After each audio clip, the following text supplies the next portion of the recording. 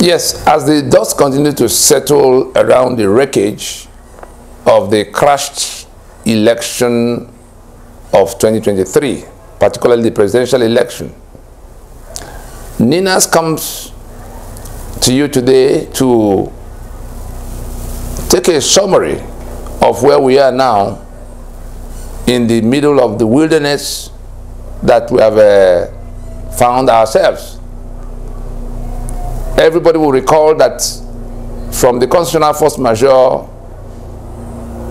of 16th December 2020, by which NINAS declared a union dispute and offered the country a 5-point proposition that will have taken us immediately to a transitioning in place of elections.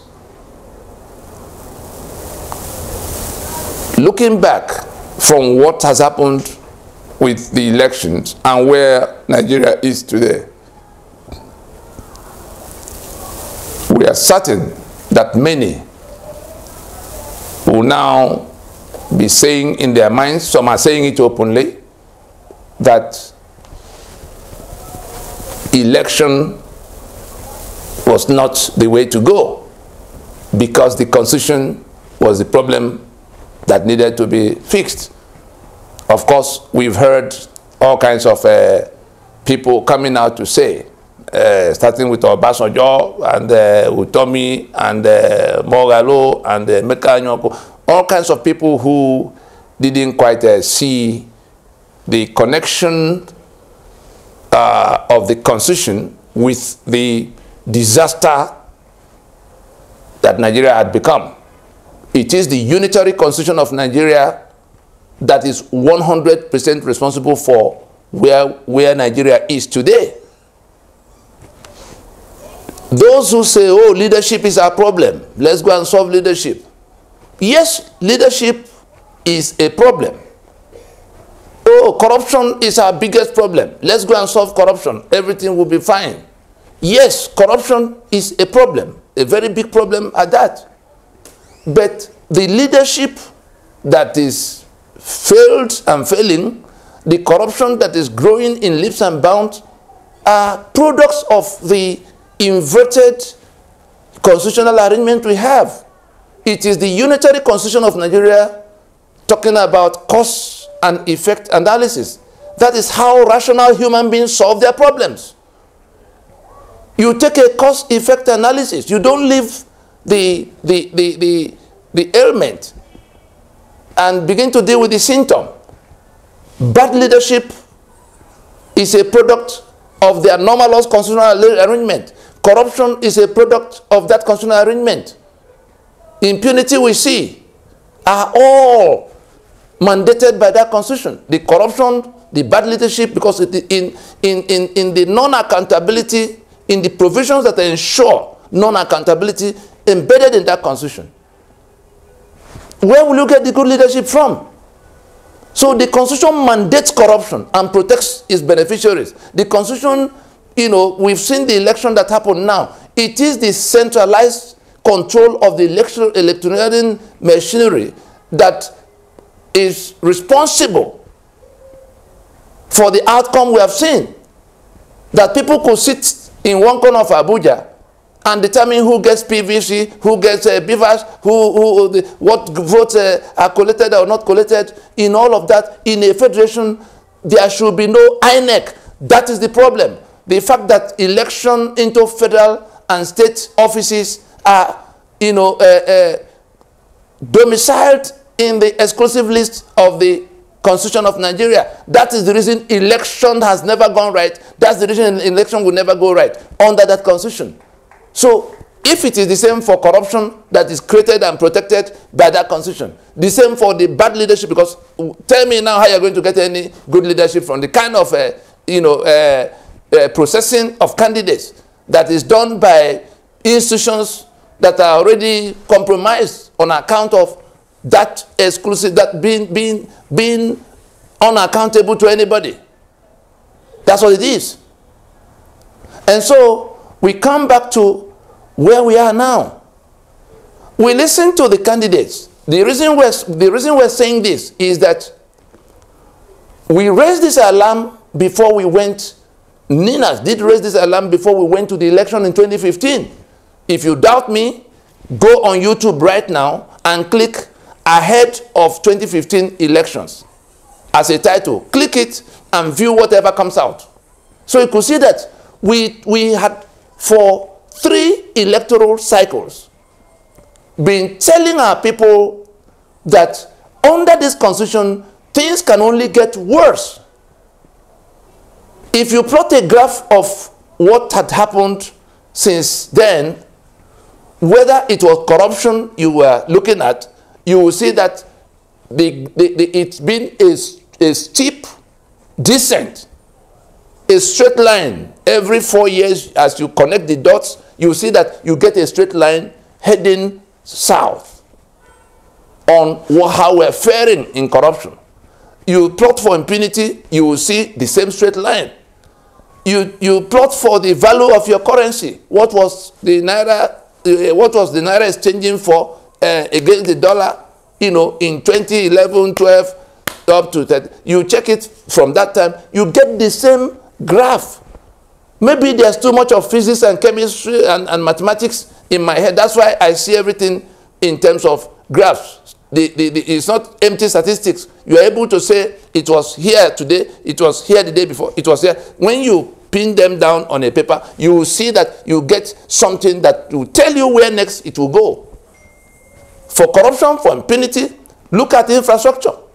I'm sure some of you see the videos that go viral, you know, the expressways all around the country. You plot a graph for where they were before and where they are now, you see the same thing. The value of your currency. The naira is now above 1,000 to $1. For those who may be rejoicing that the magic of anybody is working about how the thing will go up and come down, $10 billion was borrowed to inflict this pretense, to generate this pretense that it's getting better. $10 billion have been borrowed by this same reckless bunch of criminals.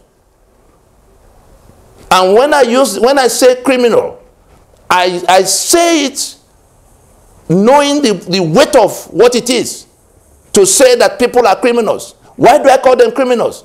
The Constitution 1999, Nigeria defined by that Constitution, is a criminal enterprise. And so anybody who is prepared to swear to defend and uphold that Constitution, to govern by that Constitution, is a criminal of the worst order. All those who went to buy forms to contest election 2023 under that Constitution are criminals, are hardened criminals, because there's no other outcome to expect than what we live in now. The only thing that has happened is that the smarter of the several criminals had carried the day in the place of dancing in the dark that they call election. And so back to where we are. Let's listen to what the candidates, the frontline candidates in the election, had said, so that you can see the criminality we're talking about. We had Atiku Abubakar addressing the media the other day after the Supreme Court judgment. We also had Peter Obi doing the same a few days after. Atiku Abubakar says, going forward, that he will be spending his energies helping to nurture the democracy, to deepen the democracy, using his words. As if we have democracy under this Constitution. Then he says there should be amendment of Constitution, the risk that the country has to be restructured, and he specifically said amendment of Constitution. I asked Atiku Abubakar, which Constitution is he talking about to be amended? Who has made the Constitution that will be amended? Or is this criminality of 1999, this fraud of 1999 that Atiku Abubakar is still talking about amending? And saying that the younger generation should lead the fight now. We sat down, the country should now be told. I'm sure we've mentioned it before, but we have to now say it again so that we can know the kind of monsters we are dealing with. In 2016, we sat down with Atiku Abubakar to explain to him what was wrong with the foundation of the constitutional foundation of Nigeria. He very clearly understands that we are saying that the constitution is a fraud through and through. We have not made any constitution. Those who imposed what we now have as constitution actually intended all of what we are seeing now, whether it is for corruption or for impunity or for infrastructural decay or for centralized control of electoral machinery or for security that is controlled from one spot in a federation. What do we do to solve the problem? Oh, everybody will say, oh, restructuring. What is the meaning of restructuring? NINAS did put specific meaning to that restructuring. That is to say, a wholesale constitutional reconstruction. That is to accept that we have not made any constitution. The treason of 1999 by which Absalom Abubakar, by decree number 24, imposed a document that nobody had anything to do with other than himself and whoever he sent around. Himself and his co-travelers, his confederates in the Supreme Military Council of the time, claiming that we, the people, have solemnly resolved to live together, meaning that we submitted our sovereignty and enacted our damnation. That is what you find in the preamble to that constitution. It's all a lie. We can't continue to build on that falsehood. That is what has brought the life of these 200 million people to where it is now. And so Atiku Abubakar is saying we have to go and amend the constitution that we have not made. It is a compounding of the criminality we are talking about. Then you turn to Peter Obi. He says, going forward, that his party will now be opposition party, and that he will continue to accord the primacy of place to the Constitution of Nigeria. That means that Peter Obi, in November of 2023, is still clinging tenaciously to the Constitution that is the source of the damnation that people are living in. He is not on the side of the people in this discussion. The life will come from taking down that constitution. But Peter Obi says he will continue to accord the primacy of place. That is, that constitution which he will have been swearing to defend and uphold. He is still saying that it is the best thing for Nigeria. He speaks glibly of restructuring. Of course, his amendment that must be the... Which constitution are we to use to... What? The constitution is the basis of union. Union agreement. Union arrangement. As agreed, as discussed. So if we have not solved that problem, and we have a constitution that begins with the lie that we have agreed, that continues with the lie that we enacted the articles of our relationship in agreeing to come to live together. We are building on that falsehood that we agreed to be in 36-state formation. And the same Peter Obi will come around to talk about cost of governance. What is anybody going to do about cost of governance in which we are financing the 36 states and 704 local government areas plus a federal capital territory on the back of a humongous federal government that leaves us with 812 governments that we must finance every year, every month. 812 governments. When we had only 4 governments, that's 3 regions and one federal government. Even when it became 4 regions, we had only 5 governments. There was more governance provided. There was more facility built. There were more schools and hospitals and roads built. Because there was a limited bureaucracy. Now we have 812 governments. By the creation of decrees, states were being created because there was oil money to share. The oil is gone now. Local government areas should have nothing to do with constitution. It is the internal affair of the federating units. They can create 100, they can make any number they like, just an internal administrative unit of a federating unit. But by brigandage of military fiat, 774 local government areas found their way into the constitution. Anybody who is talking about reducing cost of governance, but who does not begin with dismantling these 812 useless entities in the manner they are now, is a criminal. I repeat, anybody who is talking about reduction of cost of governance, it's not because of the allowance of senator. I'm not saying that they are not overpaid. They are paid more than 50 times what could be paid in the circumstances of Nigeria. They already paid more than 50 times. So even if you reduce it 50 times over, it doesn't begin to address the question of having 774 local government areas that have to be financed, or 36 states that were not created on the basis of any other consideration than sharing of revenue that is stolen. It is the Niger Delta people's oil that is hijacked by Nigeria, that is being shared in Abuja. Is the money realized from the ports of Lagos, the money realized from the taxes being paid by companies headquartered in Lagos,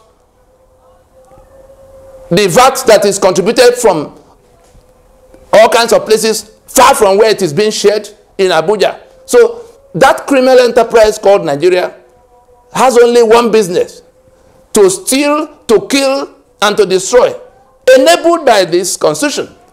And so these two candidates, who even after all of what happened in the election, and we are talking to the people of Nigeria right now to let them know that the political parties are not on their side. The political parties do not wish them life, do not wish them any kind of welfare. Under this constitution, your life will continue to get into further ruins. The refineries that are not working, for which reason petroleum products are being imported, it is that same constitution that put refineries on the exclusive list, such that the capacity to refine is locked out. None of the 4 refineries is working. The one in which they allocated everything to Dangote to come and do for us, instead of removing refineries from that bondage of exclusivity. That is the solution. So whether you talk about cost of governance or availability of petroleum products and the fuel subsidy that goes with it, Labour Congress, listen carefully. And all of those who may be planning to go and say their life has now become difficult, why are you not interested in the discussion relating to the source of that problem, which is this constitution? The killings going on in the Middle Belt, again, that same constitution, because it puts arms and ammunition in the exclusive list. Everything that torments you comes from that constitution.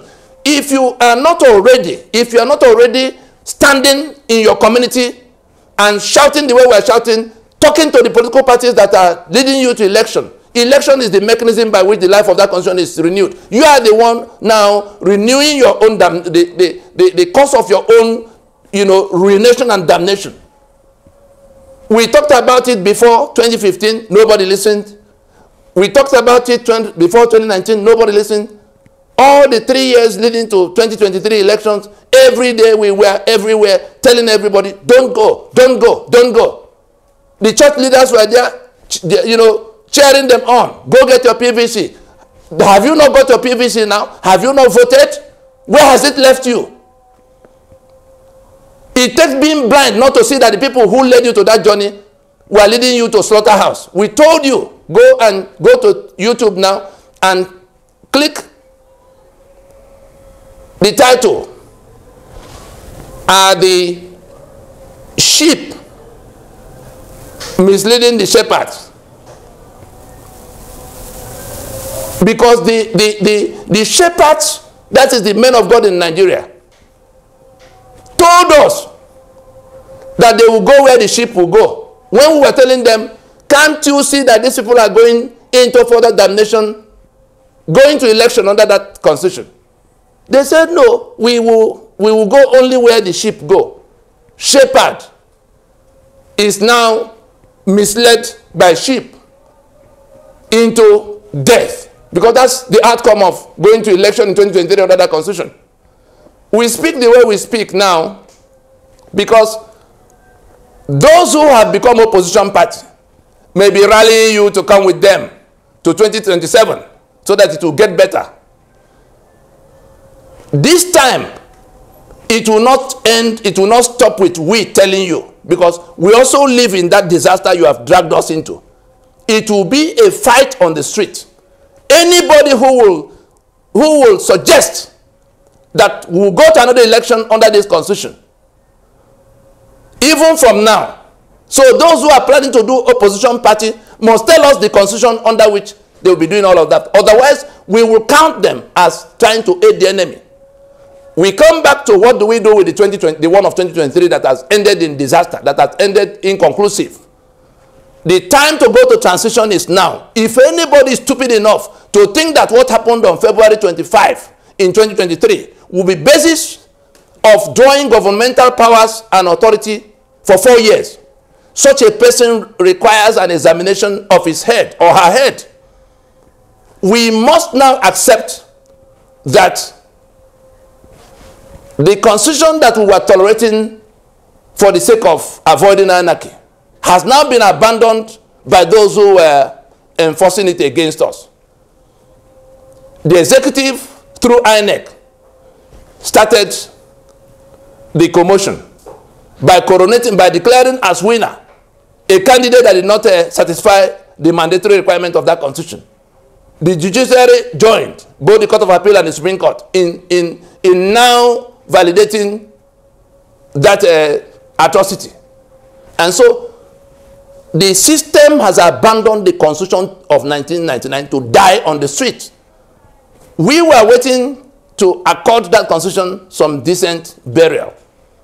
But since it has been abandoned by those who were enforcing it, we told them we were going to join them. All of those who are planning one revolution or protest or the other, all we need to do now is to say, like Ahmed Baba Ahmed Dati, Obi's running mate, said on Arise TV, power belongs to the people. The sovereignty belongs to the people. So any day, it doesn't matter that the election happened just yesterday, the constitution is what we are rejecting. We must go to transition now to rework that constitution, to even have a union. Right now, we don't have a union. Anybody who thinks we have a union will have to learn the hard way, because those whose sovereignty were hijacked and who have been tormented in that pretense that there's a constitution binding them, they are not going to fold their arms to be killed to the last person. They are not going to fold their arms while their assets are being wasted by people whose only concern is how to buy more SUVs for themselves, 160 million for one person, and they actually come to national TV to tell us that the roads are bad, therefore they have to buy SUVs for themselves. We saw the one of 5 billion yacht for the president. Is that not madness that is dancing naked on stage in this kind of situation we are in? And then you go and borrow $10 billion to pretend that Naira is recovering. There must be an end to buffoonery. There must be an end to chicanery. There must be an end to this criminality. Transition now for union reconstruction, for constitutional renegotiation. Every day we postpone it brings us exponentially closer to disaster that will not give any further warning. We stop here.